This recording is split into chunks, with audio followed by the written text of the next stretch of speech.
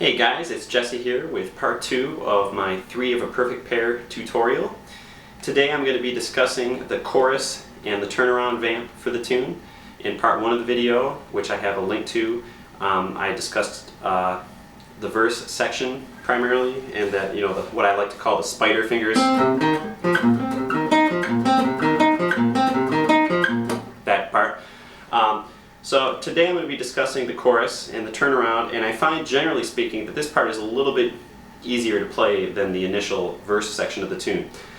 It is in an odd time signature. It's in 7, so if we take the first chord of the chorus, which is just in A minor, 1, 2, 3, 4, 5, 6, 7, 1, 2, 3, 4, 5, 6, 7. So that's pretty much the vibe of the whole chorus section. Now the first thing I want to touch on is that first chord, that A minor chord that I was just demonstrating. When I see Adrian Belew play this live, he does kind of a strange hybrid chord. It's something like this. Like he wraps his thumb around kind of Jimi Hendrix style and does like the A minor that way. Something like, I find it to be pretty uncomfortable. I'm not one of those wrap thumb around players. So I just decided to go down to the open A minor position and start there. And then I think the reason he does this up here is because the next chord is basically a it's like a D minor 7 over A. So instead of it's just you're taking an A bass note and playing the D minor, the rest of the D minor chord over that. I'm sure there's another way to spell it, but I can't think of it off the top of my head. So what I like to do is I just start with the A minor and then go up.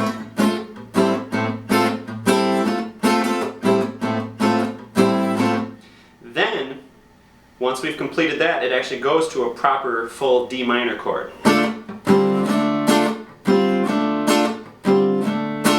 Then to an E minor chord up one step. Back to the D minor. And then finally to the turnaround.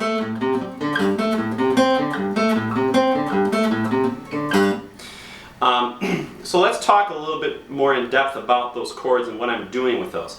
As you can hear, I'm obviously not just strumming an A minor.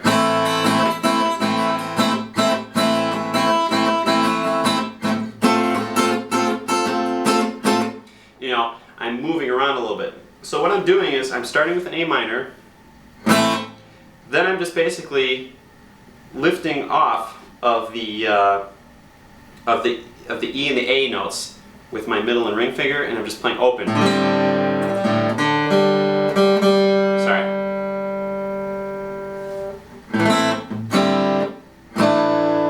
Then I'm adding a D up here. Basically, I'm adding like an 11 to that. Sorry. There we go. So it's like a sus 11 minor kind of thing. So that's what's happening there. 2, 3, 4, 5, 6, 7. And this is, of course, when you sing 1, 1, too many schizophrenic tendencies. It's, he's singing in the 7 along with that rhythm. Then when he's saying makes it complicated, that's when he's moving up to the D minor 7 over A. Makes it complicated. Then he moves to the full D minor. So aggravated. Then up to the E minor. For this hopelessness. Back to the D. Oh, what a perfect mess. And then finally, the turnaround vamp.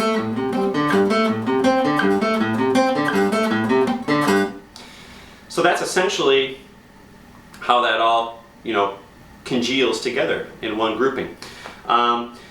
So again, I'll kind of quickly go through the whole thing. 1, 1, too many schizophrenic tendencies. It's a complicated.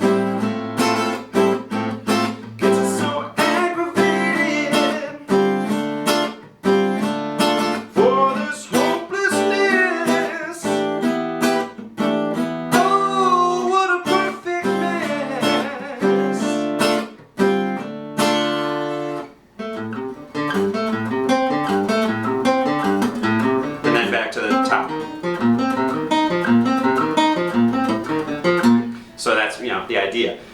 And then as far as singing and playing the tune at the same time, really the only thing I can suggest is memorizing Adrian Belew's melody line as closely as you can. Really having that melody line, the ebb and the flow and the arc of that in your brain, you know, so that you can just pull it out at a moment's notice, sing it off the top of your head, a cappella, you know, anytime. You know, be real confident with it. Because you basically need to be able to do that on autopilot while you're paying most of your attention to your guitar playing, I think, for this song.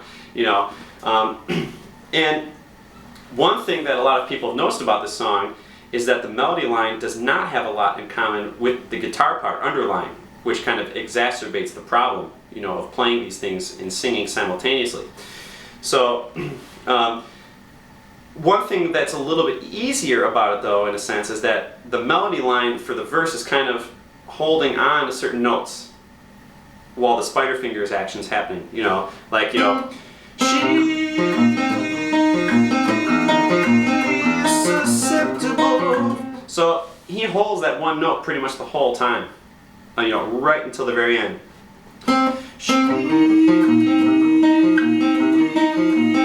Susceptible. And then the same idea moving up. It's impossible.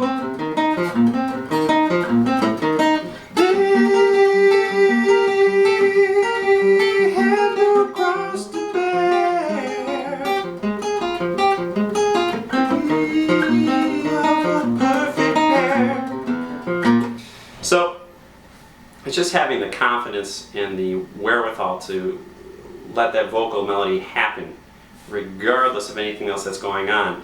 And then also having the guitar part so down pat that once you kind of bring the two elements together, one is not going to provide too much of a distraction from the other, if that makes sense. So there you go. That's the chorus and turnaround section of King Crimson's 3 of a Perfect Pair acoustic solo. Again, as always, please like and subscribe if you're digging what you're seeing and hearing. And feel free to shoot me any questions or comments. I hope you dig it. And like I said in the first part of this video, I will be planning on throwing up a high quality full performance of the song very soon, probably within the next week to week and a half, to kind of replace or make up for that cell phone shot video that I did back in May. So that's all. Peace, and we'll talk to you later.